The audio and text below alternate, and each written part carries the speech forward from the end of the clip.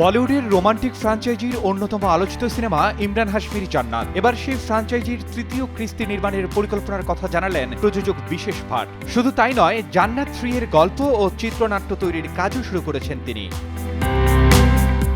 সম্প্রতি এক মিডিয়া সাক্ষাৎকারে বিশেষ ভাট জানান, আওয়ারাপান 2 এর পর জান্নাত 3 নিয়ে ভাবছেন তারা। এই খবরে উন্মাদনা শুরু হয়েছে ইমরান ভক্তদের মাঝে। তাদের চোখে ভাসছে ইমরান হাশমি আর সোনাল চৌহানের সেই নস্টালজিয়া।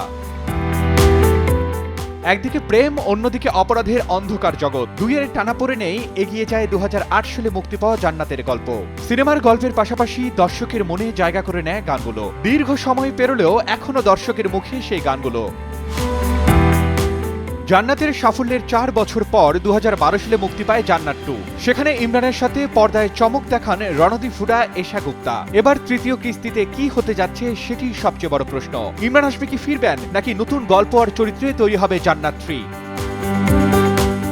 জান্নাত 3 এখনো আনুষ্ঠানিকভাবে নির্মাণের পর্যায়ে পৌঁছায়নি, তবে প্রযোজকদের বক্তব্যে জান্নাত ফ্র্যাঞ্চাইজির পরবর্তী অধ্যায় নিয়ে ভাবনা শুরু হয়ে গেছে।